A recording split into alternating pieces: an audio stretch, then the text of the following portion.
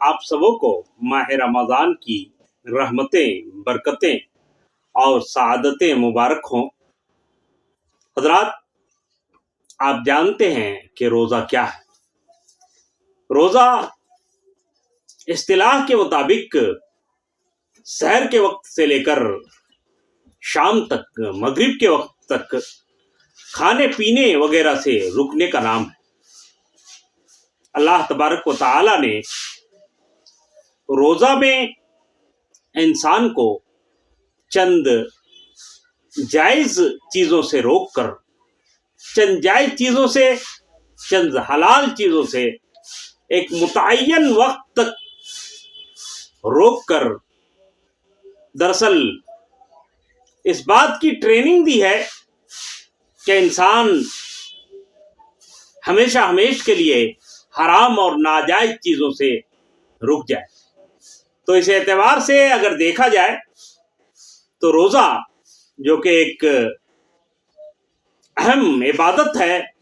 اسلام کا ایک رکن ہے، اس کے اندر یہ پہلو بھی موجود ہے کہ یہ انسان کو ٹریننگ فراہم کرتی ہے۔ کس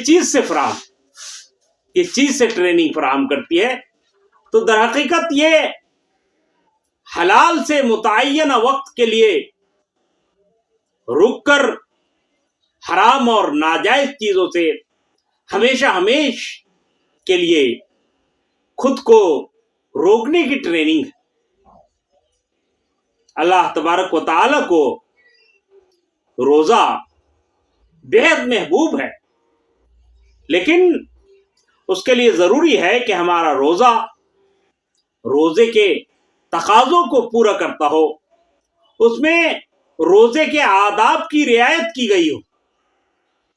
ورنہ تو حدیث میں آتا ہے کہ بعض روزے دار ایسے ہوتے ہیں کہ جن کے روزے سے اللہ تبارک و تعالی کو کوئی مطلب نہیں ہوتا۔ چنانچہ ایک حدیث میں فرمایا گیا ہے کہ جو شخص باطل قول اور باطل پر عمل نہ چھوڑے تو اللہ کو اس کی حاجت نہیں کہ وہ اپنا کھانا پینا چھوڑ دے۔ لہذا ضروری ہے کہ ہم روزہ رکھتے ہوئے ان تمام آداب کی رعایت کریں جو روزے میں مطلوب ہیں، روزے کے تمام تر تقاضوں کو پورا کریں، محتاط رہیں، ناجائز چیزوں سے روزے کے درمیان بالخصوص خود کو روکے رکھیں، جس طرح ہم نے کھانے پینے وغیرہ سے خود کو روکا ہے۔ اگر ہمارا روزہ روزے کے تقاضوں کو پورا کرتا ہے تو اللہ تبارک و تعالیٰ کو بے حد محبوب ہے، اور اگر ایسا نہیں ہے، محض ہم کھانے پینے سے رک رہے ہیں، خود کو روک رہے ہیں، تو اس روزے کی اللہ تبارک و تعالیٰ کے یہاں کوئی قدر و منزلت نہیں۔ چنانچہ نبی کریم صلی اللہ علیہ وسلم نے ایک دوسرے موقع پر فرمایا کہ روزہ محض کھانے پینے سے رکنے کا نام نہیں، بلکہ اپنے آپ کو لغو یعنی بے فائدہ باتوں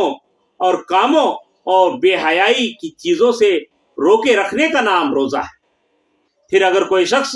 تمہیں گالی دے یا تمہارے ساتھ جہالت کا رویہ اختیار کرے تو تم صاف کہہ دو کہ میں روزہ دار ہوں، میں روزے سے ہوں۔ اس حدیث سے بھی اس بات کی بہت اچھی طرح وضاحت ہوتی ہے کہ روزہ اللہ تبارک و تعالیٰ کو جو محبوب ہے، جو مطلوب ہے، وہ روزہ ہے جس میں روزے کے تمام آداب کی رعایت کی گئی ہو۔ اگر ہم روزہ رکھے ہوئے ہوں اور جھوٹ بول رہے ہوں، غیبت کر رہے ہوں، چغلی کر رہے ہوں، بہتان تراشی کر رہے ہوں، یا پھر لوگوں کو گالی دے رہے ہوں، گالی گلوچ کر رہے ہوں، تو ظاہر ہے کہ ایسے روزوں کی شریعت میں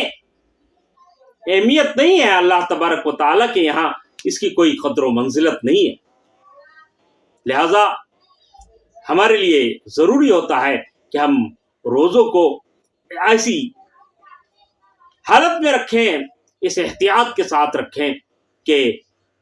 اپنے آپ کو تمام تر ناجائز چیزوں سے کلیتاً رو کے رکھیں، اور